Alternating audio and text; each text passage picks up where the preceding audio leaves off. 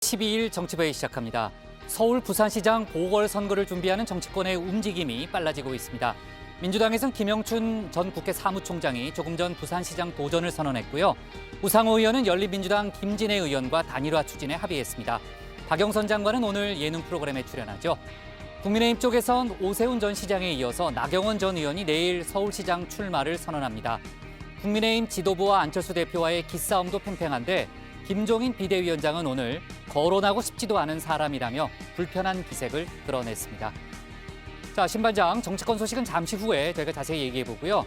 정세균 총리가 또 다른 코로나 백신 도입 노력이 상당한 진전을 보고 있다, 이런 얘기를 했죠. 네, 미국의 제약사인 노바백스로부터 최소 1,000만 명분의 백신을 구매하기 위한 협상이 막바지에 있는 걸 확인했습니다. 네. 자, 이르면 올해 2분기에 도입도 가능해 보이고요. 2분기도 가능하다고요? 네, 정부가 지금까지 제약사 4곳과 계약을 맺었는데 우리 국민 총 5,600만 명이 맞을 수 있는 백신 구매 계약을 이미 체결한 바 있습니다. 네, 신중하게 이제 결론을 봐야 되겠지만 반가운 소식이네요. 자, 류 반장, 트럼프 미국 대통령에 대한 탄핵안이 곧 표결에 붙여지죠? 네, 현지 시간 내일 탄핵 소추안이 미 하원의 표결에 붙여지는데요. 무난하게 가결이 될 것으로 전망이 됩니다. 네. 다만 상원의 통과는 쉽지 않은 상황입니다. 한편 연방정부는 바이든 대통령 당선인의 취임식 일주일 전부터 수도 워싱턴 DC를 전면 봉쇄하기로 했습니다. 네, 수도에 비상사태가 선포됐군요. 폭력 사태가 재현되는 걸 막기 위한 조치로 보이는데 좋습니다. 오늘 다룰 소식 많습니다. 들어가서 본격적으로 정치부회의 문을 열겠습니다.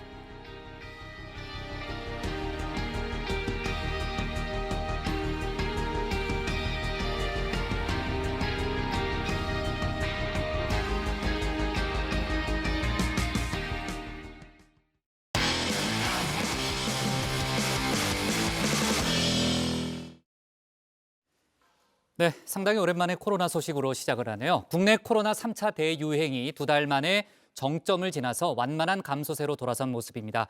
그래도 여전히 안심하기에는 많은 숫자죠. 오늘 신규 확진자 수는 586명이었습니다. 조금 전에 신반장하고 얘기했지만요. 정부는 추가 백신 도입에 상당한 진전이 있다고 밝혔는데 국내 코로나 관련 소식 또 외교안보 소식을 신혜원 반장이 정리해봤습니다. 네, 방역당국은 지난 가을 시작된 코로나 3차 유행이 드디어 완만한 감소 단계에 진입한 것으로 보고 있습니다. 최악은 지나갔다. 최근 5일간 신규 확진자는 대략 500명에서 600명 전후를 이렇게 오르내렸는데요.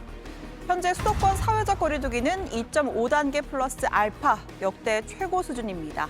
지난해 12월 8일에 시작해서 세부 조정과 연장을 거듭했고 기한은 오는 17일 일요일까지입니다. 장장 41일, 그러니까 한 해의 10분의 1이 넘게 일상이 멈춘 건데요. 네, 보시는 것처럼 영하 7도, 체감온도 영하 12도의 아주 추운 날씨입니다. 오늘도 많은 사람들이 국회 앞에서 시위를 이어가고 있는데요. 저희 같은 경우에는 지금 한 달 정도 문을 안 열고 있는데 철저하게 방역 지키고 있는 형평성이 너무 억울하다고 생각해요. 이거는 생계를 막아버리는 건데 그럼 우리나라 뭐 굶어 죽으라는 건지 이건 살인 아닙니까? 경제적인 살인이죠. 자, 그리고 지금부터 보시는 이 장면은 오늘 오전 여의도 국회의사당 앞입니다. 영하 6도 안팎의 추위 속에 소복 차림을 한 사람들이 108배도 아닌 999배를 하고 있습니다.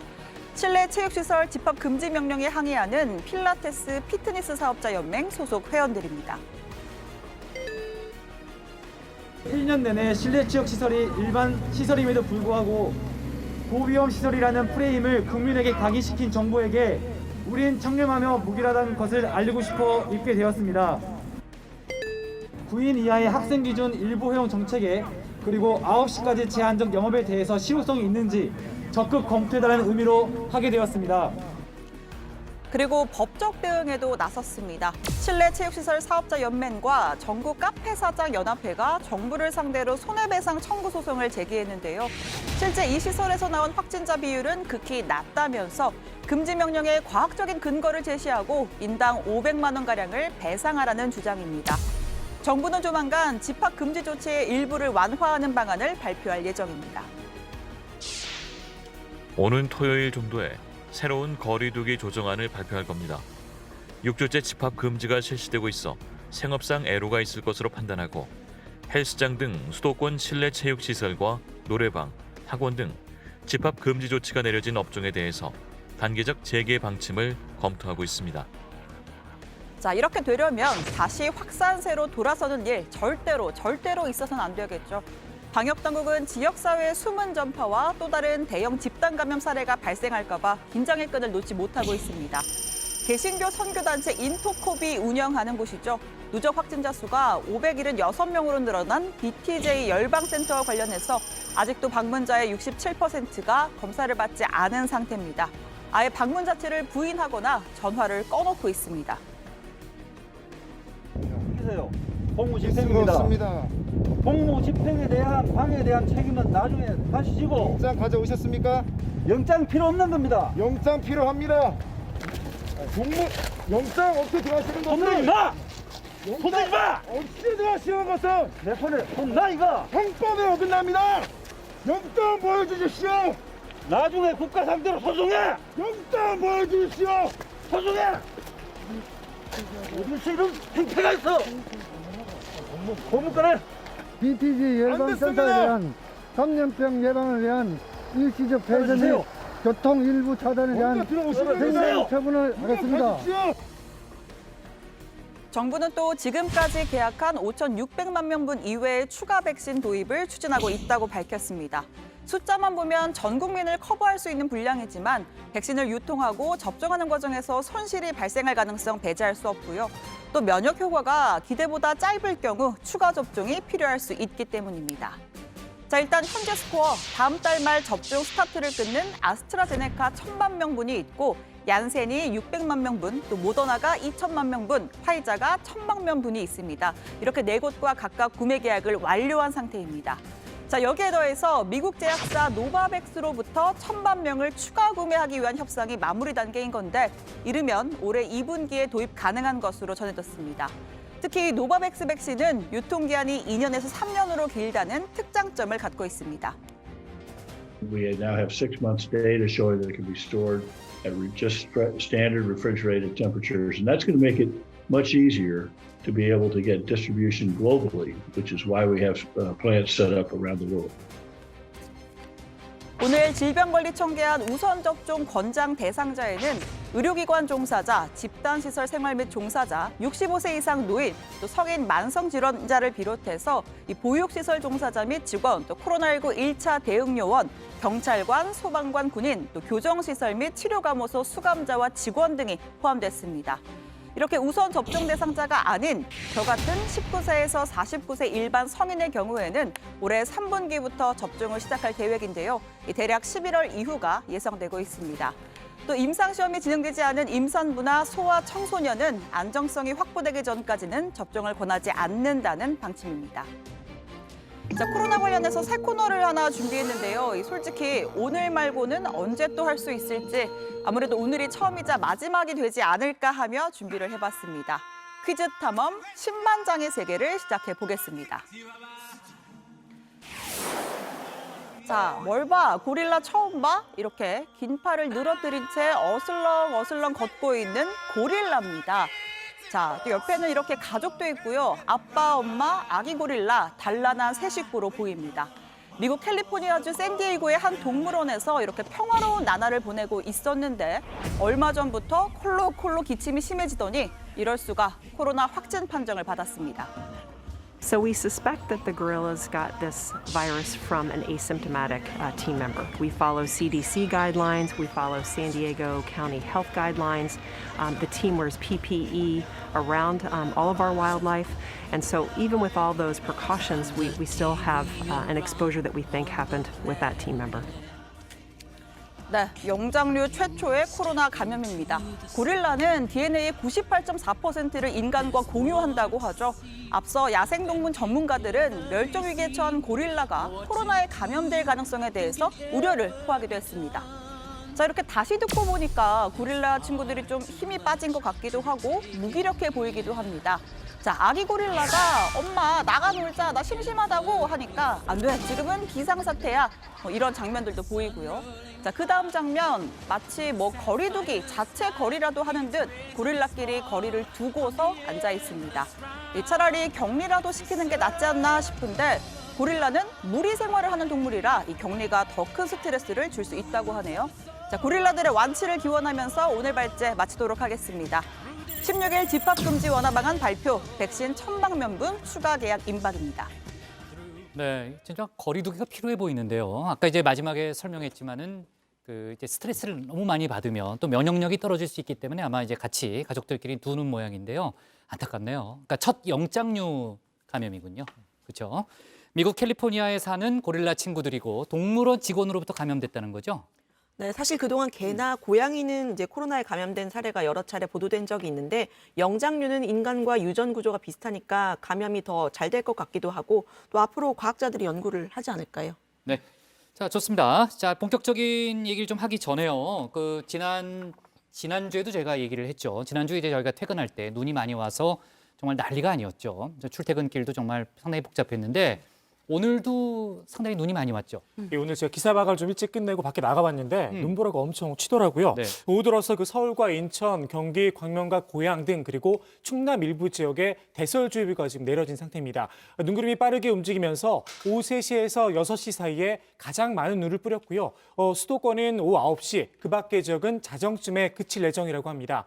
지난번과 같은 퇴근길 대란에 주의하셔야겠습니다. 가시거리가 짧아지니까 운전을 조심하셔야 될 것 같고요. 대중교통을 이용하시기 더 낫지 않을까 이런 생각이 듭니다. 네.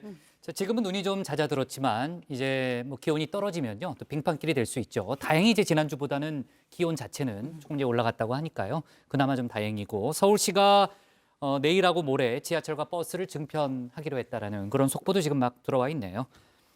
자, 코로나 얘기를 조금 더 해보겠습니다. 오늘 신규 확진자 수가 500명대를 기록했고요. 방역당국의 설명에 따르면은 확실히 이제 정점을 지나서 완만한 감소세를 보이고 있는 것만은 분명해 보입니다. 다만 아직까지도 숫자가 많고요. 정부가 오는 16일쯤에 사회적 거리두기 연장 여부를 최종적으로 다시 결정을 한다는 거죠. 네, 제가 아까 발제에서도 소개를 했지만 최근에 특히 실내체육시설 관계자들이 국회 앞에서 1인 시위를 이어가거나 국가를 상대로 손해배상 청구 소송을 제기하는 등 형평성 있는 조치를 해달라 이렇게 좀 항의하고 반발을 하고 그렇죠. 있는데요. 네. 네, 지금의 수도권 2.5단계와 비수도권 2단계 조치가 오는 17일 일요일로 끝이 납니다. 정부는 지난 6주간 집합금지 제한업 쪽으로 묶인 자영업자들의 애로사항을 잘 알고 있다면서 집합금지 완화 방안을 검토하고 있다고 밝혔습니다. 네. 하지만 이제 코로나 숫자가 갑자기 폭증하는 걸 저희가 3차 대유행 때 봤잖아요. 그러니까 안심할 수 없는 상황이고 지금은 이제 정점을 지났다 뿐이지 여전히 숫자는 많습니다.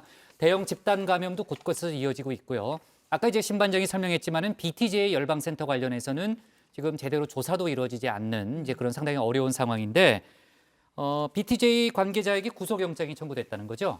예, 그렇습니다. 전국적으로 그 확진자가 속출하고 있는 개신교 선교단체죠. 그 인터콥 소속 시설인 BTJ 열방센터 관계자 2명에 대해서 경찰이 구속영장을 신청했습니다. 지난해 11월 BTJ 열방센터에서 열린 선교행사 참석자 500여 명의 명단을 제출하지 않은 혐의입니다. 현재까지 이 센터에서 나온 확진자는 576명이고요. 연말 한 달간 방문자 2,800명 가운데 약 67%가 아직 검사를 받지 않았다고 합니다. 큰일이네요. 예, 네. 방문자들은 방문 사실 자체를 숨기거나 전화를 받지 않아서 역학조사에 어려움을 겪고 있다고 합니다. 철저하게 통제하고 출발할 때부터 핸드폰을 아예 끄라 그러더라고요. BTJ 열방센터 내에서 선교나 예배, 교회와 관련되지 않은 행사를 하지 않습니다. 절대 하지 않아요. 방문 사실을 부인하거나 번호가 도용됐다라고 하는 부분, 그다음에 전화번호가 허위로 기재됐을 가능성 부분에 있어서는 경찰이 협조해서 검사를 빨리 받도록 하는 조치들이 진행되고 있습니다. 네, 코로나 사태가 1년째인데요. 아직도 이렇게 몰래 모이는 사람들이 있다는 게 정말 참이네요. 네, 뒤 얘기는 생략하겠습니다. 자, 외교안보 소식을 짚어볼게요. 북한 최대 정치 행사인 노동당 대회가 이제 예전보다 훨씬 길게 지금 진행 중이잖아요. 유 반장, 오늘이 8일째죠? 네, 그렇습니다. 일주일이 넘었는데요. 아마도 오늘이 마지막 날이지 않을까 싶습니다. 북한 매체들은 어제 7일차 대회에서 부문별 협의회를 열고 김정은 총비서의 사업 총화 보고에 제시된 과업에 대한 결정서 초안 연구에 들어갔다고 전했습니다. 오늘 결정서가 채택이 되면 김정은 총비서의 폐해사를 끝으로 마무리가 될 것으로 보입니다. 반면 북한 매체들은 김정은 위원장이 총비서에 추대된 데 대해서 시진핑 중국 국가주석이 축전을 보내서 축하했다고 비중 있게 보도를 했는데요. 축전에서 시진핑 주석은 북중 관계를 공고히 하고 발전시키는 것이 중국의 확고한 입장이라면서 김 위원장과 함께 영내 평화와 안정을 지켜나갈 것이라고 밝혔습니다. 제가 근데 노동당 대회 관련해서 소식을 좀 보다가 굉장히 특이한 걸 하나 발견을 했습니다. 부반장이 봤어요? 아까 예. 신반장이 보는 것 같은데. 제가 확실해요? 보고 넘겨줬습니다. 아, 그래요? 그럼요. 알았어요. 예. 그럼 뭐예요? 이 시간 노스룸 하는 거예요? 조스룸이라고요. 노스룸? 예, 박 반장이 조스룸. 삐지를 알았어요. 빠밤 넣어주면 제가 이제 네. 읽도록 하겠습니다. 알았어요. 네. 네. 뭐 대단한 건 아니고요. 네. 네. 일단 좀 사진을 좀 보시면요. 그 왼쪽은 그 아니, 김정은 하지 총비서가 마요. 좋은데. 네. 김정은 총비서가 주재한 사업총회 보고 때 그 약 7천 명이 모인 대회장의 모습이고요. 오른쪽은 본회의장보다 작은 별도 회의실에서 열린 부분별 협의회 모습인데 좀 차이가 좀 보이시나요? 확 보이네요. 그러니까 대회장에서는 마스크를 안 썼고 다른 데선 썼네요. 네, 그렇습니다. 그때 신반장도 전했지만 김정은 총비서가 참석한 대회장에 무려 7천 명이 모였는데 단 한 명도 마스크를 쓰지 않았습니다. 북한이 지금 코로나 방역 단계를 초특급으로 올린 상황인데 좀 의아한 장면이었는데요. 그러니까 오히려 김정은 총비서가 있는 자리에서 마스크를 써야 되는 거 아니에요? 네, 그러니까요. 아무래도 김 총비서가 참석하고 발언하는 회의는 외신들도 주목을 하는 만큼 마스크 없이 진행하는 게 낫겠다 이렇게 판단한 듯한데요. 그래서 회의 시작 전에 전원 코로나 검사를 진행을 하고 선출된 당 대표자들은 약 2주일간 각 지역에서 격리가 됐다가 평양으로 이동한 것으로 전해졌습니다. 아, 그렇군요. 자, 그저께 밤에 북한에서 이제 열병식이 진행된 정황이 있다. 이렇게 이제 우리 군이 발표를 했잖아요. 물론 이제 예행 연습일 수도 있다라는 전제도 달았습니다만 오늘 정식 행사가 열리고 그때는 예행 연습이었을 가능성이 높다는 거죠. 네, 그렇습니다. 그 북한 매체들은 오늘 당대 기념 행사에 원로들을 초청하기 위해 초청장을 보냈다고 보도를 했는데요. 김영남 전 최고인민회의 상임위원장 그리고 당 원로들을 특별 손님으로 초청했다는 점으로 미뤄봤을 때 당 대회 폐막을 기해 열리는 열병식으로 추정이 되고 있습니다. 아까 류 반장이 언급한 대로 오늘 당 대회에서는 최종 결정서를 만들어 채택하고 이르면 오늘 늦어도 내일쯤에는 폐막과 함께 열병식을 개최할 것으로 전망됩니다. 네. 자, 그러면 이제 열병식이 또 진행이 되고 또 이제 북한이 당 대회를 끝내면서 여러 가지 또 발표가 있을 수 있으니까 관련한 속보를 내일 추가로 좀 다뤄봐야 되겠네요. 그래서 오늘 노스룸을 아껴뒀습니다. 아, 그래요? 내일 좀 정리 좀 해줘요. 알겠습니다. 네. 아까 오랜만에 고석성 반장 얼굴도 잠깐 나오던데. 네. 잘 지내고 있죠? 역시 추위에 고생을 하고 있는 걸 보니까 네. 정치부 회의에 꼭 오랫동안 있어야겠다는 생각이 네, 듭니다. 알았습니다. 우리도 고생하잖아요. 아, 예. 네. 자, 청와대 발제 이렇게 정리하겠습니다.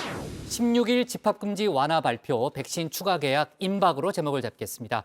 다음은 박준우 반장의 발제를 들어보겠습니다.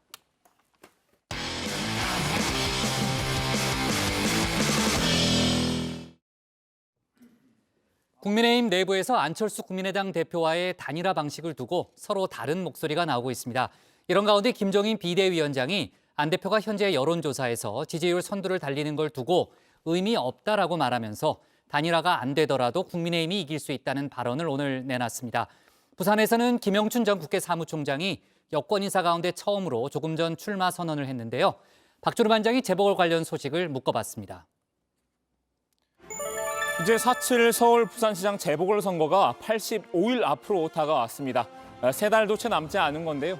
새해 분위기도 안 나는데 선거는 무슨 선거냐 이렇게 말씀하실 수도 있지만요. 그래도 소중한 한 표를 행사하기 위해선 보궐선거 소식에도 귀를 기울여 보시면 좋을 것 같습니다. 유권자들은 누군가를 지지하기 위해서가 아니라 누군가를 벌하기 위해서 투표소에 간다고 하더라고요. 정치인들은 기권표는 신경 쓰겠지만 비투표자들은 신경 쓰지 않기 때문에 투표를 합니다. 누군가를 벌하거나 혹은 그것도 싫으시면 기권표라도 던지실 수 있도록 제가 유익한 선거 정보 제공해 드리도록 노력하겠습니다. 자, 본론으로 들어가서요. 오늘도 안철수 국민의당 대표 관련 얘기로 시작해 볼까 합니다. 안 대표와의 단일화를 둘러싼 국민의힘 내부 분위기가 심상치 않기 때문입니다. 어제도 설명드린 부분이지만요. 지금 국민의힘 내부 기류는 안 대표를 향한 구애의 적극적인 금사파와 단일화가 안 돼도 그만이라는 밀당파로 나뉘어져 있습니다. 김종인 비대위원장은 확고한 밀당파인데요. 일단 야권 단일화에 대해선 이견이 없다고 했습니다. 원론적으로 야권이 단일화해야 유리한 건 맞다고 인정한 거죠. 하지만 야권 후보를 안 대표로 단일화하는 것에 대해서는 강한 반감을 드러냈습니다. 그 누가 자기 단일 후보로 만들어주지도 않았는데 스스로가 단일 후보라고 얘기를 한 거 아니에요? 그 양반은 정신적으로 자기가 유일한 야당 단일 후보라고 하는 생각을 하고 있는 거라고. 그거는 또 제가 정치 상식으로 봐서 그건 또 제 말도 안 되는 소리고. 안 대표가 여론조사에서 서울시장 지지율 1위를 달리는 것도 평가절하했습니다. 세부적으로 분석해보면 의미가 없다고 잘라서 말한 건데요. 국민의힘이 지난 총선 때와 달라졌다며 설사 야권이 단일 후보를 내지 못하고 3자 대결로 가도 이길 수 있다고 내다봤습니다. 우리가 가지고 있는 이러한 지금 변화의 바탕을 갖다 깔고서 4월 7일까지 가면은 우리가 이긴다는 나는 확신을 갖고 있어요. 3자 구도에서도 이길 수 있다는 그러니까 확신이 있다는 말씀. 이자 구조로 가면은 좋겠지만 단일 후보가 안 돼서 자기도 나가다겠다고 나가는 걸 막을 수는 없잖아요. 김 위원장은 당내에서 안 대표의 입당이나 합당 얘기라는 금사파에 대해서도 불편한 심기를 여과 없이 드러냈는데요. 특히 안 대표가 입당하거나 합당하면 출마하지 않겠다는 오세훈 전 서울시장의 조건부 출마 선언에 대해선 공개 비판했습니다. 나는 그런 말도 안 되는 출마 선언을 한 거예요. 안철수가 나오면 자기 안 하겠다는 게 그런 무슨 출마 선언이 그런 게 있어요. 정치인이 그런 아주 납득하기 어려운 명분을 내세우면 본인에게 절대로 불리하지 유리할 게 하나도 없어요. 넘버2인 주호영 원내대표도 김 위원장과 보조를 맞추는 모양새입니다. 슬그머니 밀당파에 발을 담근 건데요. 정확히는 반밀당파라고 해야 할까요? 어떻게든 단일화를 해야 하지만 지금 당장 합당까지 얘기하는 건 좀 지나쳤다고 완곡하게 금사파를 비판했습니다. 합당이다 아니다 이 문제는 사실은 전 당원들의 뜻이 전제되고 난 다음에 논의해야 될 문제인데 책임 있는 자리, 선거 관리해야 될 자리에서 합당까지 이야기하는 것은 조금 많이 나간 것 아닌가 이런. 당내 투톱이 이렇게 합공을 펼치자 금사파의 주장은 한 발 물러나는데요. 바로 정진석 공천관리위원장입니다. 안 대표와의 통합을 주장한 건 맞지만 김종인 위원장과는 오해를 풀었다고 하는데요. 아니 근데 정진석 공관위원장 같은 분은 합당 얘기하시더라고요. 합당. 아니 이건 그 내가 오늘 아침에 우리 정진석 공관위원장을 물어봐. 자기 그런 얘기 한 적이 없대요. 아 그렇습니까? 네. 아니 근데 언론 인터뷰에서 그런 말씀 아니 하셨더라고요. 언론들이 그렇게 자꾸 그런 식으로 만들어 쓰는 거지. 정 위원장, 저한테는 분명 통합 단일화라고 설명하긴 했는데 그게 합당이란 말과는 다른 의미였나 봅니다. 반면 오세훈 전 서울시장은 결사항전의 길을 택했습니다. 김 위원장에게 서운함을 드러내며 항변한 건데요. 당대당 통합은 있을 수 없다는 김 위원장의 말을 문제 삼았습니다. 출마의 가능성이 있는 사람이 앞으로 필연적으로 해결해야 할 단일화의 방법론으로 가장 바람직하다고 판단한 제안을 당과 유력 후보에게 전하고 열심히 설명하고 있는데 사전 조율 없이 갑자기 돌아온 답변으로는 적절치 않습니다.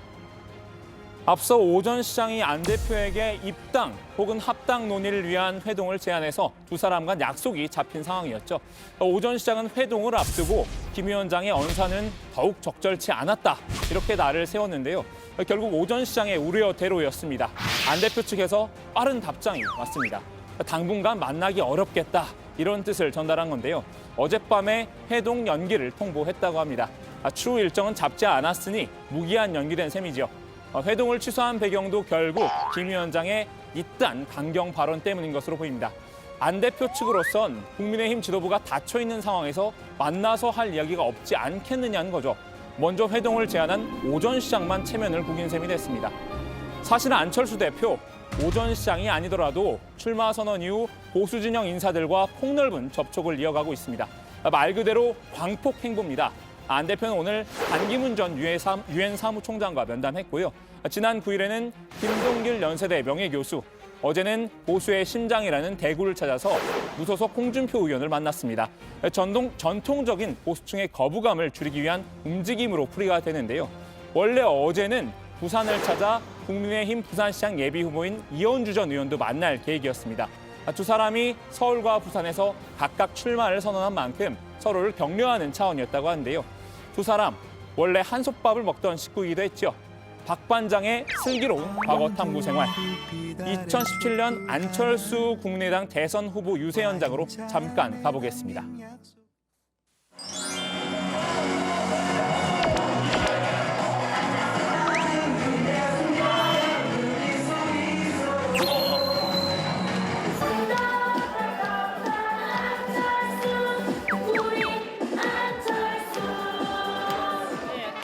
저는요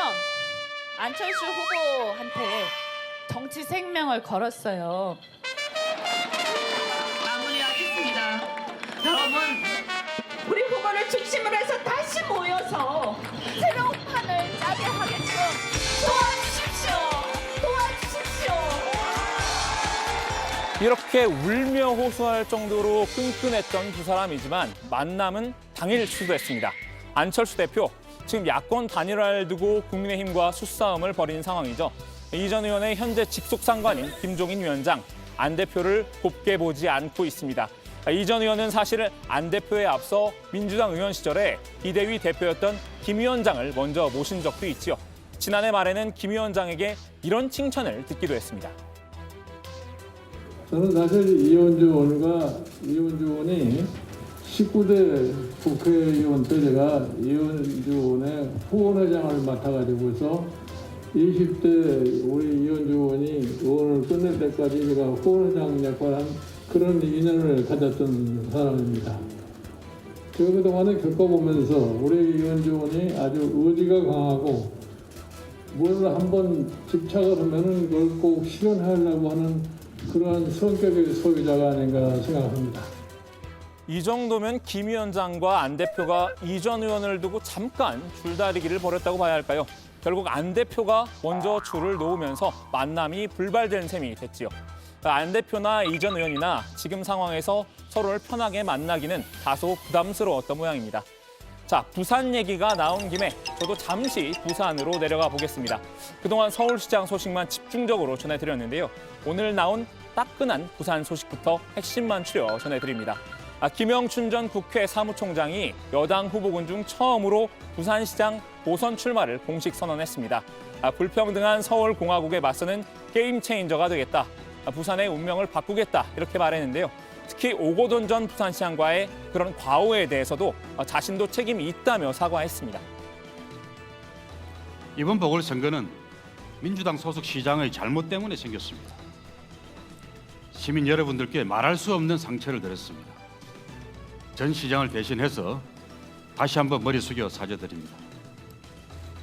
진정한 반성은 끝까지 책임지는 자세를 보여주는 거라고 생각합니다. 야당은 여론조사 지지율 1위인 박형준 예비후보에 대한 다른 후보들의 견제가 너무 심해서 흑색선전 금지령까지 내려졌습니다. 국민의힘은 근거 없는 비방을 일삼는 후보는 자격을 박탈하겠다고 경고했다고 합니다. 이외에도 전해드릴 소식은 많은데요. 들어가서 이야기 나눠보도록 하겠습니다. 오늘 야당 발제 이렇게 정리합니다. 김종인, 안철수 지지율 1위 의미 없어. 안철수 보수 진영 광폭 행보. 네, 이제 서울 부산시장 보궐선거가 85일 앞으로 다가왔죠. 석 달도 안 남았습니다. 좀 정치권이 상당히 빠르게 움직이고 있고요. 뉴스가 이제 매일매일 쏟아져 나오고 있어요. 자, 안철수 국민의힘 당 대표를 둘러싼 여러 가지 이제 국민의힘 내부 사정이라든지 이런 걸 좀 짚어봤고요. 조금 전에 이제 김영춘 전 국회 사무총장의 출마 선언까지 저희가 좀 지켜봤습니다. 여당 소식부터 좀 먼저 짚어보고요. 그다음에 야당 얘기를 좀 이어서 해볼게요. 오늘 여권에서도 단일화 소식이 들려왔죠, 류 반장. 네, 그렇습니다. 우상호 민주당 의원과 열린민주당의 김진애 의원이 오늘 만나서 범여권 후보 단일화 추진에 합의를 한 겁니다. 두 사람은 오늘 오전 국회의원회관에 김 의원 사무실에서 만났는데요. 그 장면부터 먼저 보겠습니다. 문재인 대통령을 지키자는 취지가 같은 정당의 후보들끼리 이제 후보가 될 경우를 가정해서 어떻게 협력할 것인가를 논의하기 위해서 모였습니다. 범민주 진보 진영에 여러 후보들이 나올 텐데 우리가 같이 여러 가지 미흡한 점도 있지만 문재인 정부의 성공을 위하고 그리고 굉장히 중요한 시점에 서울시의 운영을 맡아서 여러 가지 정책의 개선이나 네, 오늘 회동은 김 의원의 제안으로 성사된 것으로 전해졌는데요. 두 사람은 회동 이후에서 합의문을 통해서 우리 두 후보는 민주진보 개혁 세력이 힘을 하나로 모아야 한다는 데 뜻을 함께하며 또 각 당의 최종 후보가 될 경우 후보 단일화를 추진하기로 합의한다 이렇게 밝혔습니다. 공정하고 아름다운 단일화를 만들어 나가겠다고도 했는데요. 일단 두 사람이 후보 단일화에 합의하긴 했지만 최종 단일화를 하기 위해서는 각 당의 경선 관문을 넘어야 합니다. 네. 자, 우상호 의원이 오늘 공약도 발표했다고 들었는데요. 그러니까 출마 선언을 한 다른 후보들이 없으니까 이제 본인이 이제 유일한 현재까지 단독 후보니까 상당히 빠르게 움직이는 그런 분위기네요. 네, 그렇습니다. 요새 그 여당 서울시장 선거 오상호 의원이 하드 캐리를 하고 있는데요. 네. 국장과 하드 캐리가 무슨 말인지는 아시죠? 당연히 알죠. 제가 조반장 데리고 다니는 게 하드캐리잖아요. 아니, 얼마나 힘들어요. 국장이 하드는 좋아하는지 제가 알겠는데 캐리까지는 제가 잘... 제가 많이 도와주고 있어요. 예, 아무튼 그 우상호 의원이 오늘은 부동산 공약을 발표를 했습니다. 네, 부동산 공약이요? 예, 공공주택 16만 호를 공급하겠다 이렇게 밝혔는데요. 직접 들어보시죠. 집 없는 서민들은 살고 싶어도 살기 어려운 서울이 되고 있습니다. 기본적 거주권에도 미치지 못하는 생활을 하고 있는 사람들에 대한 정부의 역할이 그 어느 때보다 필요한 시점입니다. 네, 공공주택 공급 외에도 낙후 지역의 재개발 추진, 투기 수요를 차단하는 재건축 등을 언급했습니다. 특히 16만 호 공급의 경우 싱가포르나 오스트리아, 빈 등 공공주택 비율이 높은 도시일수록 주택 안정화 정도가 높다는 점을 예로 들었는데요. 저런 사례가 서울 부동산 값을 잡는 해법이 될 수 있다는 겁니다. 재건축은 개발이익 환수와 임대주택 확보를 전제로 유연하게 검토하고 낙후된 강북 지역 아파트 재건축은 적극 검토하겠다 이런 구상을 밝혔습니다. 의원은 오늘 부동산 공약을 시작으로 정책 시리즈를 계속 발표할 계획입니다. 네, 역시 이제 서울시장 출마가 좀 유력해 보이는 이제 박영선 장관의 경우에도 물론 이제 본인이 이제 출마하겠다는 입장을 공식적으로 내놓지는 않았지만 최근의 발언들을 보면 아마 이제 출마 쪽으로 마음을 좀 굳혀가고 있는 것이 아닌가라는 그런 생각이 들고요. 뭐 오늘 이제 예능 프로그램에도 출연하고 여러 가지 이제 움직임도 좀 심상치 않죠. 관련해서 이제 이번 주에 문재인 대통령이 개각을 단행할 수도 있다. 추가 개각을 단행할 수도 있다. 이런 얘기도 나오고요. 열린민주당 같은 경우에는 신반장. 오늘 경선 후보를 최종적으로 확정을 지었다는 거죠? 네, 열린민주당의 서울시장 후보 경선 출마자 두 사람이 최종 결정됐습니다. 김진애 의원 김진애 그리고 의원하고 또 정봉주 전 최고위원입니다. 아, 그래요? 네, 각자 이제 좀 프로필을 전해드리면 김진애 의원 같은 경우는 현재 열린민주당 원내대표죠. 지난 18대에서는 민주당 비례대표를 했고 지난해 21대 총선에서 열린민주당 비례대표로 당선된 재선 의원입니다. 미국 MIT 도시계획 박사 출신으로 도시 전문가로 손꼽힙니다. 자, 정전 최고위원 같은 경우에는 17대 열린우리당 통합민주당 국회의원으로 이명박 저격수로 또 불렸었죠. 지난해 4월 총선 과정에서 손혜원 전 민주당 의원 등과 함께 열린민주당을 창당했고 비례대표로 입후보하지 않은 채 최고위원을 지냈습니다. 열린민주당은 부산시장 경선의 경우에는 출마자가 없어서 이달 29일까지 인재 영입 등을 통해 전략 공천을 하겠다는 계획입니다. 네. 자, 지금부터 이제 재보궐선거까지 저희가 정말 많은 뉴스를 다루게 되겠네요. 이제 각 당에서 여러 가지 움직임이 있고요. 자, 야당 소식 추가로 좀 짚어보면요. 지금 이제 국민의힘 같은 경우에는 정말 후보 풍년 아니겠습니까? 후보들이 상당히 많고 오신환 전 의원도 오늘 공약 발표를 했죠. 네, 맞습니다. 오 전 의원이 오늘 그 정부의 집합금지, 그다음에 제한 명령 기간에 피해를 본 자영업자 보호를 위한 보상 제도를 1호 공약으로 발표를 했습니다. 서울시 중고상공인한테 영업 손실 기간 고정비의 30% 최대 500만 원까지 보상을 하겠다. 이렇게 말한 건데요. 공약 발표 이후에는 안철수 국민의당 대표와의 단일화에 대해서도 한마디 했습니다. 한번 들어보시죠. 안철수 대표의 입당이나 또 제가 말씀드린 통합을 전제로 한 공동 경선 기구 이 논의는 이제 물 건너갔다 이렇게 생각을 합니다. 안 대표는 입당을 거부했고 또 국민의힘은 통합을 별로 원치 않는 것 같습니다. 따라서 이 문제에 대한 실랑이는 더 이상 불필요하다고 생각하고 또 안철수 대표 하나만으로 벗어나서 이길 수 있다고 생각하지 않는다고도 했는데요. 특히 안 대표의 여론조사 지지율을 보면 국민의힘 지지자 중에 45% 정도가 안 대표를 지지하는데 그건 하나의 숫자에 불과하다고 말했습니다. 김종인 비대위원장의 말한 결과 비슷한 생각이 듭니다. 네, 또 다른 당내 국민의힘 내 예비 후보인데요. 박춘희 전 송파구청장도 안철수 대표를 직격했습니다. 오늘 입장문을 통해서 안 대표가 단일화를 이야기하면서도 나를 중심으로 뭉치라 이런 오만불손함에 분노가 치민다고 했습니다. 이 발언도 김 위원장이 오늘 라디오 인터뷰에서 안 대표를 평가한 것과 좀 비슷한 뉘앙스인데요. 안철수 국민의당 대표의 거품 인기에 현혹돼서 당대당 통합이라는 어처구니 없는 주장을 한 정진석 국민의힘 공천관리위원장은 즉각 사퇴하라고도 했습니다. 근데 아까 김종인 비대위원장이요. 정진석 공천관리위원장하고는 그 발언을 둘러싼 오해는 풀었다고 하지 않았어요? 네, 그 정 위원장이 이제 그런 말을 한 적이 없다고 김 위원장한테 맞아요. 얘기를 네. 했다라는 건데요. 당대당 통합이나 합당 뭐 이런 말이 아니고 안 대표와 단일화 통합이 필요하다는 취지였는데 언론이 자신의 말을 곡해했다. 이런 식으로 김 위원장한테 설명을 한 것 같습니다. 앞서 정 위원장은 중앙일보와의 인터뷰에서 새 둥지를 틀어야 한다면서 국민의힘과 국민의당이 통합 전당대회를 통해 새로운 둥지를 출범시키는 것이라는 그런 걸 의미한다라고 말을 했었는데요. 결국은 그런 의미로 말한 게 아니었다고 이제 한 발 물러선 셈이 된 겁니다. 네. 자, 어쨌든 이제 재보궐선거 대진표 윤곽도 이제 어느 정도 잡혀가는 것 같고 각 당의 움직임도 상당히 빨라지고 있네요. 저희가 당분간은 이제 재보궐선거까지 정치 뉴스를 많이 다룰 수밖에 없겠네요. 저희가 정치부 회의잖아요. 그죠? 유 반장. 네. 여당 소식, 야당 소식 취재 잘해주기 바랍니다. 자, 좋습니다. 오늘 발제 이렇게 정리하겠습니다.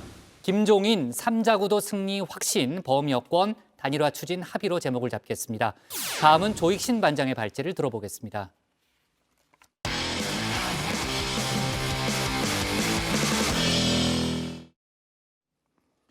친문 성향의 한 단체가 여권 의원들에게 검찰개혁 서약서를 받고 있다고 하는데요. 서약서를 받는 방식이 논란이 되고 있습니다. 일부 의원은 오늘 공개한 서약서를 일부 삭제하기도 했다는데 어떤 배경이 있는지 조익신 반장이 정리해봤습니다.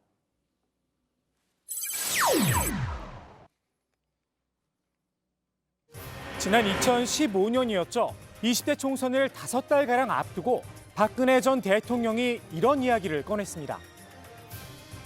이제 국민 여러분께서도 국회가 진정 민생을 위하고 국민과 직결된 문제에는 무슨 일이 있어도 소신 있게 일할 수 있도록 나서주시고 앞으로 그렇게 국민을 위해서 진실한 사람들만이 선택받을 수 있도록 해주시기를 부탁드립니다. 진실한 박근혜에게 이른바 진박 탄생을 알리는 신호탄이었습니다. 당장 여당이었던 새누리당 내에선 진박 간별사까지 등장했습니다. 진박이라는 얘기는 대통령께서 진실한 사람 얘기를 했지 않습니까? 예. 그래서 진실한 사람이라는 것은 이제 대통령께서 하고자 하는 개혁에 같이 동참해서 개혁을 같이 이끌고 갈 수 있는 사람. 예. 저희들은 그렇게 정의를 하고 있죠. 대통령을 결사옹위하는 진박의 등장. 결국 여권은 분열했고 탄핵의 원인 가운데 하나로 작용했습니다. 사실 대통령 중심제에서 여당이 대통령의 뜻을 따르는 건 자연스러운 일입니다. 인위적인 갈라치기만 이루어지지 않는다면 말입니다. 지난 21대 총선을 앞두고 청와대 출신 인사들이 잇따라 출마를 선언하자 이런 우려가 제기되기도 했습니다. 그러니까 너무 많아지면 누가 진짜 친문이냐 아니냐의 논쟁이 나올 수밖에 없는 거고요. 그러면 또 누군가가 자처해서 내가 간별사다 이런 오버액션을 할 수 있기 때문에 결과론적으로는 기우에 그쳤는데요. 이 친문 간별사가 엉뚱한 곳에서 튀어나왔습니다. 파란 장미란 친문 단체인데요. 검수완박, 문재인 대통령 임기 내에 검찰 수사권 완전 박탈을 주장하며 여권 의원들의 서약을 요구했습니다. 문제는 방식인데요. 전화와 문자로 의원들을 압박한 건 애교 수준이었습니다. 이른바 살문 세력 색출 작전. 서약서에 동의하지 않는 의원은 문재인 대통령을 정치적으로 죽이려는 살문 세력이라고 낙인을 찍은 겁니다. 박근혜 전 대통령 때도 살박이라는 표현은 없었습니다. 그저 비박계라며 주류에서 밀어냈을 뿐입니다. 서약서에 서명을 한 의원들을 놓고도 갈라치기가 이어졌습니다.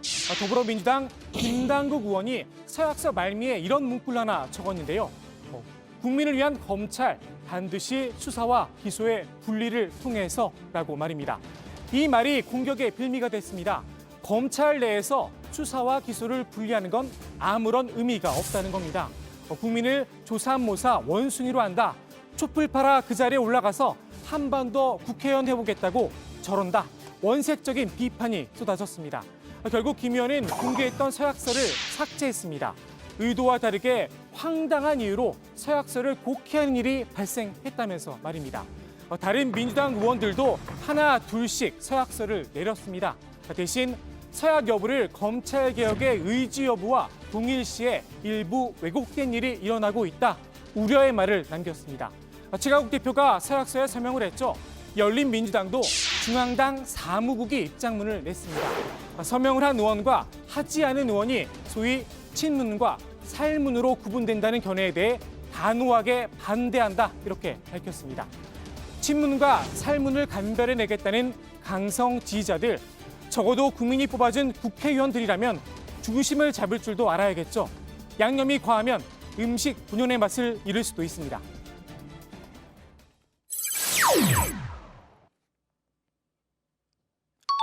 사건 반장에서 또다시 반장 역할을 맡아 맹활약 중인 양원보 반장, 그리고 군고구마 소년으로 화려하게 변신한 최종혁 반장. 이 두 사람의 공통점, 고양이와 함께 살고 있다는 점입니다. 그리고 여정의 중간 존엄으로 군림하고 있죠. 복국장도 집에선 고양이를 모시고 사는 일개 집사입니다. 그러니까 저희가 이제 고양이 수송이 가능한 날짜를 먼저 잡고 거기에 사람을 맞춘 거죠. 우리 일정을 거기에 맞춘 거죠. 근데 아까 말했지만은 이거는 가족이니까 당연한 거지 뭐 특별하게 생각하지 말아요. 그렇습니다. 그렇습니다. 그 정성, 그 노력, 우리 반장들에게 반의 반만 쏟아주셔도 정말 행복할 것 같다는 당부 말씀을 이렇게 전하면서, 그래서일까요? 이 소식은 꼭 다뤄야 한다. 복국장의 특별 주문이 있었습니다. 이른바 고양이 N번방 사건입니다. 한 익명 채팅방에서 벌어진 일인데요. 길고양이를 직접 학대하는가 하면 관련 영상과 사진을 채팅방에서 공유했다고 합니다. 학대 방법도 잔인했습니다. 칼, 화살, 도끼, 이들이 고양이 학대에 사용했다고 올린 도구들인데요. 그냥 보여드리기가 좀 그래서 모자이크 처리를 했습니다.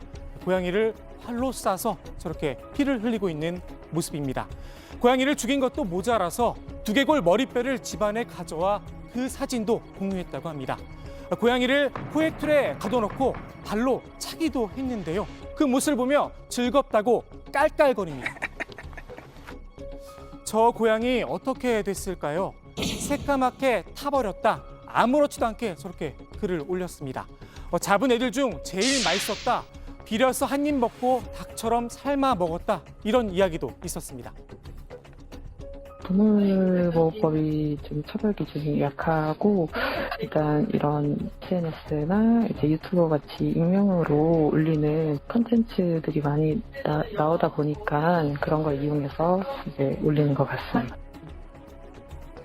실제로 채팅방 참가자들은 이 문제가 공론화된 뒤에도 결정적인 증거는 다 지웠다. 처벌 안 받을 것 아니 짜릿하다 하는 반응을 보였는데요. 문제가 된 채팅방들은 현재 다 삭제가 된 상태입니다. 이들은 추적을 피하기 위해 텔레그램으로 사이버 망명도 계획 중입니다. 지워진 증거들 경찰이 찾겠다고 나섰습니다. 참여자들을 특정하기 위해 압수수색 영장을 신청했는데요. 영장이 발부되는 대로 신원 확인에 나선다는 방침입니다. 채팅방을 없애거나 계정을 탈퇴했다 하더라도 추적이 가능하다는 게 수사기관의 설명입니다. 청와대에서도 곧 입장 발표가 있을 듯합니다. 고양이 학대 단톡방을 철저하게 수사해달라는 국민 청원 20만 명을 넘어섰습니다. 소중한 생명을 장난감처럼 여긴 사람들, 재발 방지를 위해서도 반드시 합당한 책임을 물어야 할 듯합니다. 오늘 국회 발제 이렇게 정리합니다. 검찰개혁 서역서로 친문 감별, 살문 세력 색출. 네, 정말 말 잘 못하는 아동이나 또 이제 동물에 대한 학대, 물론 학대 자체를 막아야 되지만 뭐 이들에 대한 학대는 특히나 더 근절해야 될 범죄 행위고요.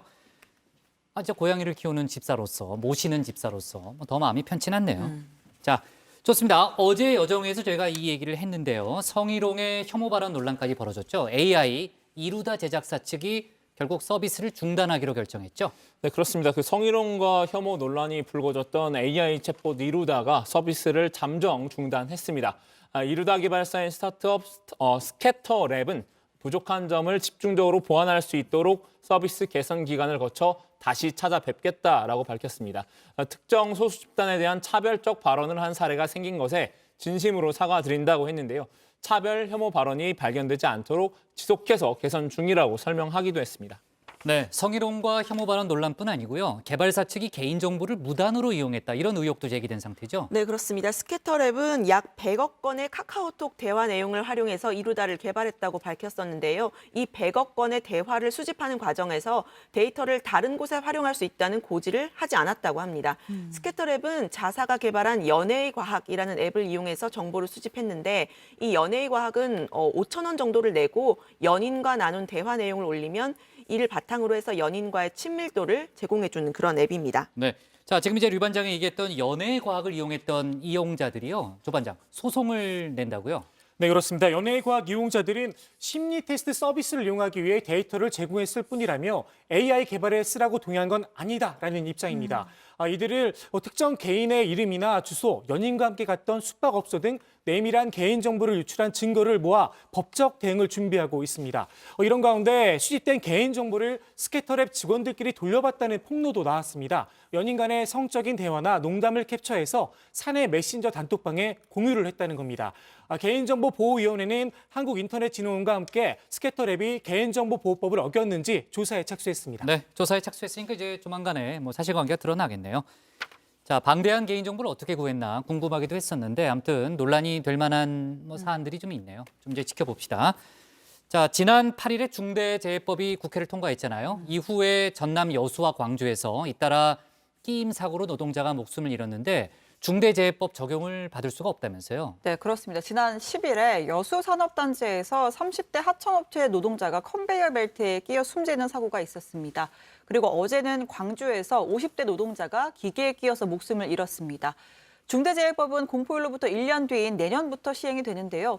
그럼 시행만 됐다면 이 법 적용이 되느냐? 그렇지가 않습니다. 두 사고 모두 중대재해법에 대해서 이 사업주가 처벌 대상이 아닙니다. 왜냐? 여수의 경우에는 50인 미만 사업장이라서 3년 유예 적용을 받고요. 광주의 경우에는 5인 미만 상시근로자 사업장이라서 아예 처벌 대상에서 제외됐기 때문입니다. 민주노총 광주본부는 열악한 노동 환경이 부른 참사였다면서 누더기가 된 중대재해법을 개정해야 한다고 주장했습니다. 네.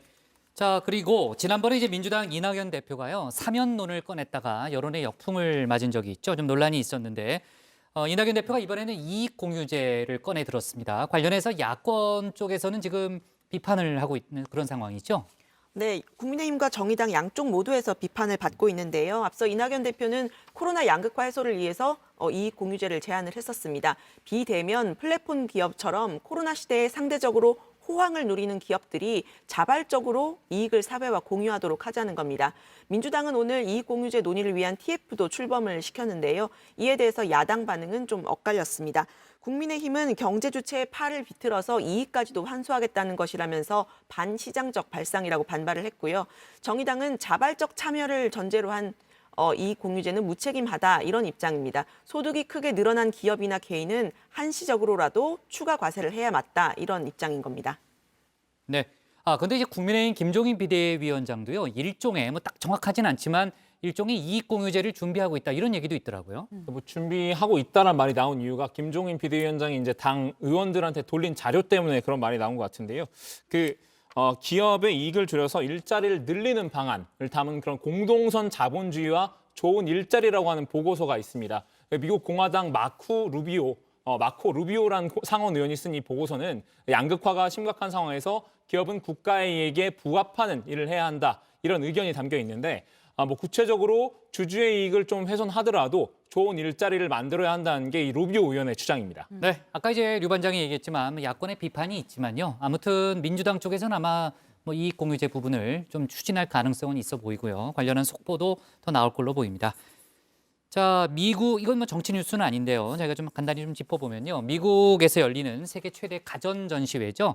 CES 2021이 열리고 있는데 어떤 새로운 제품들이 지금 전시돼 있습니까? 삼성전자가 접히는 스마트폰, 폴더블 폰으로 이렇게 승부수를 맞아요. 냈다면 네. LG전자는 전략 포인트를 둘둘 말리는 롤러블 폰이었습니다. CES에서 관련 영상을 일부 공개를 했는데요. 화면이 풀리거나 말리면서 커졌다 작아지는 모습을 선보였습니다. 업계와 외신에선 주름이 잡히지 않아서 제품 외관이 폴더블 폰보다 낫다는 평가도 나왔습니다. 삼성전자는 미래 가정용 로봇을 선보였는데요. 인공지능을 가진 가정용 로봇이 그릇을 재질에 따라서 식기세척기로 옮기고 사람 대신 식탁을 차리는 미래상을 공개했습니다. 네, 가정용 로봇은 좀 탐이 나네요. 뭐 신혼인 조반장은 잘 알겠지만 설거지하려면 힘들잖아요. 손목도 좀 아프고. 그죠?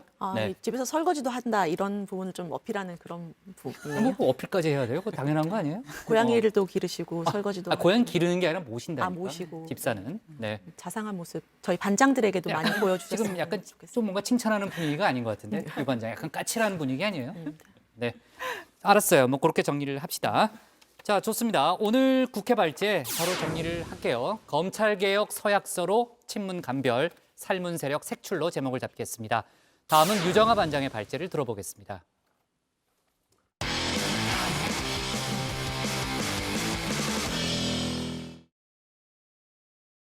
트럼프 미국 대통령에 대한 탄핵안이 현지 시간 11일, 그러니까 우리 시간으로는 오늘이네요. 오늘 발의가 됐습니다. 현재로서는 하원에서 통과될 가능성이 높죠. 그러면 트럼프 대통령은 미국 역사상 처음으로 2번 탄핵된 대통령이 됩니다. 이런가 하면 바이든 취임식을 앞두고요. 또다시 무력 시위가 예고되면서 워싱턴에선 비상사태가 선포됐습니다. 미국 대선 관련 속보들을 유정아 반장이 정리해봤습니다. The only way we can unify our country is to hold all those accountable who engaged in this attack, including the man who incited it, Donald Trump. 트럼프 대통령에 대한 미국 하원의 2번째 탄핵안이 발의됐습니다. 우크라이나 스캔들을 이유로 역시 하원에서 탄핵안이 가결된 지 약 1년 1개월 만입니다. 당시 하원에서는 석 달 이상 탄핵 조사를 거쳐서 탄핵안을 발의하고 표결에 붙였지만 이번에는 속전속결입니다. 문제가 된 의사당 습격 사건이 있은 지 5일 만에 발의가 됐습니다. 당시에는 권력 남용, 의회 방해 혐의였는데 이번에는 내란 선동 혐의입니다. 현지 시간 13일 표결에 붙일 예정입니다. 민주당뿐 아니라 일부 공화당 하원 의원도 비판에 가세했습니다. It's a defining moment for many people trying to lead our country out of crisis. Censure should be on the table. We have to hold ourselves accountable.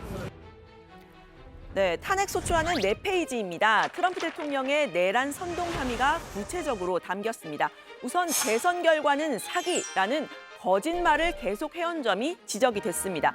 특히 의사당 습격 사건 직전 백악관 근처 엘립스 공원에서 만일 당신이 지옥처럼 싸우지 않는다면 이 나라를 더 이상 가질 자격이 없다라는 이 연설을 언급했습니다. 시위대를 선동해서 의회 난입을 부추겼다는 겁니다. All of us here today do not want to see our election victory stolen by emboldened radical left Democrat. We will never give up. We will never concede. It doesn't happen. 연설에 자극받은 군중들은 의회에 불법 침입해서 회의를 방해하고 경찰을 다치게 하고 살해까지 했다고 했습니다. 마이크 펜스 부통령과 의원들을 위협한 점도 지적을 했습니다. 앞서 조지아주 국무장관에게 전화를 해서 개표 결과를 뒤집을 표를 찾아내라고 압박한 사실도 담겼습니다. 트럼프 대통령은 직에서 물러나야 하고 앞으로 미국 내 어떤 공직을 맡을 자격도 없다 이렇게도 썼습니다. 2024년 대선 재출마를 겨냥한 것으로 보이죠. 이 탄핵안이 하원에서 가결이 되면 트럼프 대통령은 역사상 처음으로 2번 탄핵된 대통령이 됩니다. 여기서 잠깐 정치권 인사들의 과거를 돌아보는 코너. 그때 그 사람들 가겠습니다. 오늘은 미국 전직 대통령들의 과거를 돌아볼 건데요. 역대 미국 대통령 45명 중 탄핵안을 받아든 사람 모두 11명입니다. 이 중 실제로 탄핵이 가결된 사람은 3명입니다. 그런데 왜 화면엔 4명이 나왔냐고요? 리처드 닉슨 대통령은 하원의 탄핵 표결 직전 대통령에서 물러났기 때문이죠. 다들 아시는 워터게이트 도청 사건 때입니다. 빌 클린턴 대통령은 백악관 인턴 모니카 르윈스키 등 여러 명이 얽힌 성추문으로 탄핵안이 발의됐습니다. 처음에는 관련 의혹을 부인했지만 상황이 악화하자 부적절한 관계, 당시 유행어이기도 했는데요. 부분을 시인을 했습니다. 당시 미국인들이 참지 못한 것 무엇보다 거짓말이었습니다. 그러고 보면 닉슨 대통령 역시 워터게이트 사건 때 독청 장치에 대해서 몰랐다 이렇게 거짓말을 했다가 여당까지 등을 돌렸죠. 트럼프 대통령 역시 대선 결과는 사기라는 거짓말을 꾸준히 이어가고 있습니다. 이 정도면 대통령 탄핵의 키워드 거짓말이라고 봐도 될까요? 네, 어쨌든 이 4명 중 하원에서 탄핵이 가결된 3사람도 상원에서는 모두 부결됐습니다. 결국 탄핵안으로 물러난 대통령은 미국엔 한 명도 없는 셈입니다. 한국에는 있죠. 네, 1년 전 그 트럼프 대통령은 하원 표결 당시 강하게 반발을 했다가 상원에서 부결되고 나서는 무죄를 주장하는 뻔뻔한 모습을 보였습니다. 이번 탄핵안 역시 하원에서는 가결 가능성이 높지만 상원에서는 현실적으로 어려워 보입니다. This lawless partisan impeachment is a political suicide march for the Democrat Party. I've done things wrong in my life, I will admit. Not purposely, but I've done things wrong. But this is what the end result is. 네, 이런 가운데 트럼프 지지자들이 바이든 대통령 취임식을 앞두고 또다시 무력 시위를 계획하고 있다는 소식 전해드렸었죠. 지지자들이 개설한 사이트에는 썬데이, 건데이 키워드를 단 글들에서 바이든 대통령의 취임식을 앞둔 이번 주말 무장 행진을 하자는 제안들이 지속적으로 올라오고 있습니다. 취임식 당일 워싱턴 DC에서 100만 민병대 행진을 벌이자는 제안도 있습니다. FBI 내부 게시판에는 의사당 습격 사건은 시작에 불과했다. 이번 주말부터 취임식 사이에 50개 주 의회 모두에서 무장 시위가 진행될 수 있다는 보고가 올라왔다고 합니다. 트럼프 대통령도 워싱턴 DC에 비상사태를 선포했습니다. 11일부터 24일까지 취임식 관련 대비 태세를 연방 차원에서 지원하라는 겁니다. 최대 15,000명의 국경 경비대 파견이 허가가 됐고 워싱턴 기념비 방문도 금지됐습니다. 가뜩이나 코로나 때문에 축소된 취임식이지만 비대면을 권장해야 할 이유가 또 하나 생긴 셈입니다. Our goals right now are to encourage Americans to participate virtually and to protect the District of Columbia from a repeat of the violent insurrection experienced at the Capitol. 네, 지난 6일 의사당 습격 당시 영상이 또 공개가 됐습니다. 벽 앞을 가득 메운 군중들, 의사당 문 앞을 지키고선 경찰을 끌어내고 때리죠. 성조기 깃대와 목발을 집어 던지기도 합니다. 그야말로 전쟁인데요. 미 연방수사국 FBI는 시위 주동자들 중 아직 잡지 못한 사람들을 트위터를 통해 공개 수배하기도 했습니다. 파이프 폭탄을 소지한 사람에 대해서는 5만 달러, 우리 돈 약 5,500만 원의 현상금도 내걸었습니다. 다른 문제는 이 시위대들이 대부분 마스크를 쓰지 않은 상태였다는 겁니다. 민주주의 유린의 장일 뿐만 아니라 대규모 코로나 감염의 장이 될 수도 있다는 거죠. 실제로 일부 하원 의원들은 시위대 난입 사건 직후에 코로나 확진 판정을 받았는데요. 코로나 바이러스는 민주당과 공화당 의원을 가리지 않았습니다. 이런 혼란 와중에 우리 트럼프 대통령 뭘 하고 있을까요? 탄핵안이 발의된 11일 충성파 공화당 하원 의원 짐 조던에게 자유의 메달을 수여했습니다. 자유를 사랑하는 모든 미국인들에게 영감을 주는 사람이라고 말이죠. 자유의 메달은 미국 대통령이 민간인에게 줄 수 있는 최고의 영예입니다. 짐 조던 의원은 지난번 탄핵 당시 앞장서서 트럼프를 방어했고 또 대선 불복에도 동조하고 있습니다. 반면 14일 자유의 메달을 받을 예정이었던 미국 프로풋볼 NFL 뉴 잉글랜드 패트리어츠의 빌 벨리칙 감독은 메달을 거부했습니다. 지난주에 있었던 비극적인 사건, 의사당 습격 사건을 이유로 들었습니다. 지지자들을 찾아서 메달을 걸어주는 트럼프 대통령, 역시나 승복 의사가 없어 보입니다. 오늘 발제 이렇게 정리합니다. 트럼프 탄핵안 발의, 내일 표결, 바이든 취임식 앞두고 워싱턴 비상사태 선포. 네, 바이든 대통령 당선인의 취임식을 앞두고 취임식이 20일이죠, 현지 시간. 워싱턴에 비상사태가 선포됐군요. 제가 가보려고 했는데 안 되겠네요. 저는 그냥 포기해야 되겠습니다. 그러니까 의사당 습격이 시작에 불과했다고 하니까요. 상황이 심각해 보이네요, 조 반장. 네, 그렇습니다. 취임식을 일주일 앞둔 13일부터는 워싱턴이 봉쇄됩니다. 지난주 의사당 습격 사건을 미리 예측하지 못했다는 비판에 따른 건데요. 연방정부가 관련 지원까지 하기로 했습니다. 방위군도 기존의 6,000명에서 9,000명을 더 늘린 1만 5천 명이 워싱턴에 대선에 배치가 됩니다. 정말 꽉 차겠네요. 그 FBI는 트럼프 대통령이 취임식 이전에 직무를 박탈당할 경우 지방과 연방법원 청사, 행정부 건물 습격에 동참해달라고 한 정보를 입수했다 이렇게 밝혔습니다. 또 바이든 대통령과 카멜라 부통령 당선인에 대한 위협을 나타내는 정보도 있었다 이렇게 밝혔습니다. 네, 아예 그냥 일주일 동안 워싱턴 자체를 지금 봉쇄한다는 그런 좀 계획으로 보이고요. 신 반장, 지금 바이든 대통령 당선인 취임식 준비는 잘 되고 있답니까? 네, 이번 취임식 준비 뭐 잘 되고 있고 취임식 주제가 나왔어요? 네, 유나이티드 아메리카.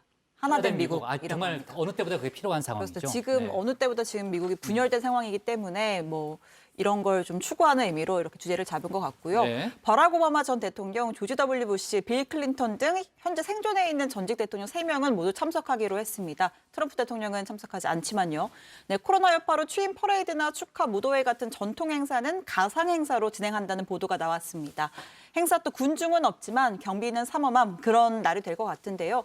바이든 대통령은 야외 선서도 두렵지 않다라고 말했습니다. I'm not afraid to take the oath outside. I think it's critically important that there be a real serious focus on holding those folks who engage in sedition and threaten people's lives, deface public property, cause great damage, that they be held accountable. 자, 어제 저희가 이제 트럼프 대통령의 그 트위터 계정이 영구 정지됐다라는 얘기를 했고요. 유 반장이 이제 반장 대 반장 준비해 왔잖아요, 그죠? 준비해 와서 저희가 토론도 했는데 트럼프 대통령과는 뭐 어떻게 보면 앙숙이라고 볼 수도 있었던 독일 메르켈 총리는 계정 정지에 대해서 비판을 했다고요. 아니에요? 유 반장 아니에요? 예, 맞습니다. 네. 아무래도 그 메르켈 총리가 저희 그 반장 대 반장 토론을 좀 본 것 같은 그런 생각이 좀 드는데요. 그래요? 정말 봤을까요? 예. 그래요? 아마도 어떤 본것 측면에서 같습니다. 그렇게 생각했어요? 네. 예, 그 저희 토론을 근거로 해서 좀 그 네. 의견을 제시를 한 것 같은데 그래요? 이 조치가 문제의 소지가 있다 이렇게 밝혔습니다. 이 조치가 어떤 근거로 이루어졌는지 어떤 법률에 따른 건지 이런 것들을 물어봐야 한다고 했는데요. 표현의 자유라는 헌법적 가치를 트위터라는 IT 기업이 제한해도 되는가에 대한 질문을 제기를 한 겁니다. 메르켈 총리는 트럼프 대통령은 명백히 독일에서 인기가 없지만 그래도 이런 차단 조치가 선거에서 이긴 다른 누군가에게도 동일하게 적용될 수 있는 문제라고 했습니다. 그 아까 말씀드린 그 표현의 자유라는 부분, 제가 어제 말씀드렸던 그 부분이잖아요. 어제 유 반장이 얘기했다고요? 예, 제가 대부분 어제 찬성했던 것 같은데 찬성하지 않았어요, 다들? 제가 약간 반장만 조건부 찬성이었는데 메르켈 총리가 저렇게 얘기할 줄 알았으면 저도 반대 의견을 좀. 근데 뭐 메르켈 총리가 꼭 우리의 전범은 아니니까요. 우리 또 우리의 생각이 있는 거니까. 네. 아무튼 저 어제 조건부 찬성이었고요. 네. 그 이제 미국 뉴욕 타임스도 그 소셜 미디어 팔러 앱을 좀 구글과 애플이 삭제한 조치를 좀 문제를 삼았습니다. 이런 거대 IT 기업들이 정부나 법보다 더 위에 있는 거냐? 뭐 이런 문제를 제기한 건데 또 트위터의 경우에도 트럼프 계정에 대한 영구 정지 조치를 발표하고 첫 거래일에 주가가 6.4% 넘게 하락했다고 합니다. 하루 동안 시가총액이 우리 돈으로 약 3조 원이 증발을 한 건데요. 페이스북도 4% 떨어졌다고 합니다. 페이스북 최고 운영 책임자 sheryl 샌드버그는 트럼프 대통령 계정 차단 조치를 해제할 계획이 없다 이렇게 밝혔습니다. 네. 트럼프 대통령의 행보 역시 뭐 여러모로 논쟁적이고요. 자, 그런데 이제 퇴임 후에까지 탄핵을 하려는 뭐 정치권의 목적, 어제 이제 류 반장이 부분적으로 설명을 했죠. 그러니까 대선 재출마를 막자는 그런 차원도 거기 있다는 건데 탄핵안이 가결돼도 이를 막을 수 없다 뭐 이런 얘기도 있더라고요. 네, 그렇습니다. 현재는 상원 통과도 좀 불투명한 상황이지만 상원에서 탄핵이 된다고 해도 차기 대선 출마 자격을 박탈하려면 추가적인 표결 절차가 필요하다는 게 CNN의 보도입니다. 아직까지 상원 탄핵이 된 적이 한 번도 없기 때문에 이 부분이 좀 불명확한 건데요. 헌법에 명시된 피선거권 박탈과 관련한 문장이 이번 탄핵안 마지막에도 포함이 돼 있습니다. 명예롭고 신뢰가 있으며 이익을 얻을 수 있는 공직, 이게 대통령이 여기에 포함이 되는지 논란의 여지가 있다는 분석입니다. 네. 자, 트럼프 대통령이 원래 바이든 대통령 취임식인 현지 시간 20일에 아예 그냥 출마를 선언할 수도 있다. 뭐 이런 얘기도 있었는데 그건 안 한다는 거죠, 우리 반장? 네, 그렇습니다. 어제 제가 짧게 출마를 안 할 걸로 보인다고 말씀을 드리긴 했는데 그 이유가 뭐냐면요. 바로 그 돈 문제입니다. 네. 재선에 도전을 하려면 자금 기록을 공개를 해야 되는데 지금 연방, 주 검찰들이 트럼프와 트럼프 회사들의 회계 문제에 대해서 탈세와 선거자금법 위반 등의 혐의로 수사하고 있습니다. 그래서 자금 기록을 공개할 경우에 그 자체로 논란과 소송에 휩싸이게 될 수 있기 때문인데요. 그래서 주변에서는 출마를 좀 말리고 있는 상황이라고 하고요. 사실 트럼프 대통령은 지난 대선 때도 세금 내역 등을 공개하지 않아서 아직도 논란을 벌이고 있습니다. 네, 그럼 단순한 돈 문제가 아니네요. 이게 법적 책임을 질 가능성이 있으니까 아마 뭐 섣불리 뭐 그런 조치를 취하지 않을 거라는 그런 예상이 나오고 있군요. 참, 류 반장, 저희가 오늘 관련 속보를 다루지 못했는데 이란 유조선 납포 관련해서는 들어온 소식이 없어요. 네, 일단 최종건 외교부 1차관이 10일부터 이란 현지에서 고위급 인사들과 접촉을 계속하고 있는데 네. 아직 뾰족한 진전은 없는 상황입니다. 그래요? 네, 이란 측은 특히 70억 달러 원유 수출 대금에 대한 이자까지 요구를 하고 있다고 하는데요. 이자도 달라고 그래요? 네, 그래서 협상이 좀 난항을 겪고 있는 걸로 보입니다. 최 차관은 그 현지에서 이란 외교부 장관, 외교 차관 이런 외교계 인사들과도 두루 만났고 이란 중앙은행 총재도 만났는데요. 이런 사람들 좀 많이 만났지만 일단 우리는 조속한 억류 해제, 이란은 이란 내 사법 절차를 좀 기다려달라 이런 원론적인 수준에서 입장 차이가 여전한 걸로 알려지고 있습니다. 선원들은 현재 여전히 이제 반다르 아바스 항에 억류가 되어 있고요. 건강에는 이상이 없는 것으로 외교 당국이 직접 확인을 했습니다. 최 네, 차관은 그러니까 이제 이란 정부에서는 뭐 납포건은 우리가 직접적으로 관여할 수 없다. 그건 네. 사법 당국이 하는 거니까 대신 동결 자금부터 해결하라 이렇게 좀 주문을 하고 있는 거군요. 그렇습니다. 좀 안타까운 상황이네요. 네. 자, 그리고 박 반장, 청문회 일정이 확정됐다는 그런 속보도 있네요. 네, 여야가 오늘 이제 김진욱 공수처장 후보자랑 그 박범계 법무부 장관 후보자에 대해서 인사청문회를 각각 이달 19일하고 25일에 열기로 했습니다. 국제법제사법위원회 여야 간사가 오늘 두 후보자에 대한 인사청문회 일정에 대해서 합의를 한 건데요. 법사위는 14일에 전차 회의를 열어서 두 후보자 인사청문 실시 계획서를 채택할 예정이라고 합니다. 여야는 원래는 18일과 19일 김 후보자 인사청문회를 애초에 실시할 계획이었는데 박 후보자 청문회 일정과 관련해서 견해차를 좀 좁히지 못해 왔습니다. 그래요? 예. 네. 하지만 충분한 준비 시간이 필요하다는 그런 야당 주장에 따라서 두 후보자의 청문회 사이에 이제 6일에 간격을 둔 겁니다. 네. 자, 19일이면은 다음 주네요. 다음 주 화요일이네요. 네. 다음 주부터 본격적인 또 인사청문회 정국이 이제 시작이 되는 거고요. 아까도 잠깐 얘기했지만 만약에 이제 문 대통령이 이르면 이번 주 내에 또 박영선 장관을 포함한 몇 개 장관 자리를 바꿀 수도 있다 이런 전망도 나오잖아요. 그러니까 그렇게 된다면은 당분간 뭐 설 전후까지 이제 청문회 정국이 이어질 수도 있다라는 그런 또 예상도 가능하겠네요. 그리고 신 반장, 네. 월성 원전 수사를 둘러싼 그동안의 논란이 있었잖아요. 그러니까 특히 이제 검찰이 이제 수사에 속도를 내면서 여권과 상당히 좀 불편한 그런 관계를 좀 갖추기도 했었는데 월성 원전을 둘러싼 또 다른 논란이 지금 정치권에서 불거진 상태죠. 네, 이번에는 방사성 물질 관련 논란이 불거진 겁니다. 이 한수원 자체 조사 결과 지난해 월성 원전 부지 10곳의 지하수에서 이 방사성 물질인 삼중수소가 검출이 됐다는 건데요. 이에 민주당은 국회 차원의 조사가 필요하다. 특히 작년에 감사원에서 조사를 했는데 왜 이 유출을 확인하지 못했냐. 의아스럽다 이렇게 강하게 비판을 했습니다. 그러니까 여권이 주도적으로 지금 논쟁을 일으키고 있고 그렇습니다. 감사원이 부실한 조사를 했다. 이렇게 네. 주장을 하고 있는 거군요. 다만 이제 작년에 네. 감사원 검사 같은 경우에는 경제성 평가에 네. 집중을 한 검사긴 했었죠. 네. 자, 이에 이제 국민의힘은 뭐 이렇게 반박을 하고 있습니다. 광우병 시즌 2가 시작이 됐다. 이 과학적 사실이 아닌 일부의 주장을 침소봉대해서 국민을 호도하고 있다. 이렇게 비판을 했는데요.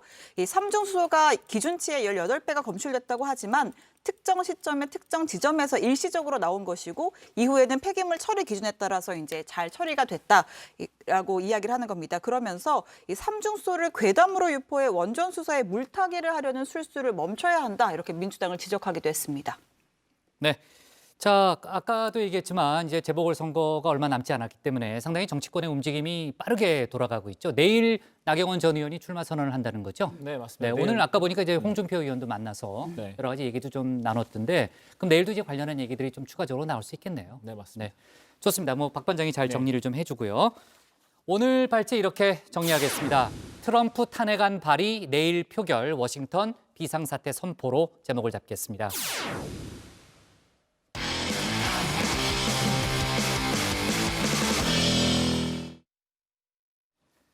네, 오늘 저희가 밑줄 친 한 줄은요. 설비에 몸끼어 2명 사망, 공허한 안전입니다.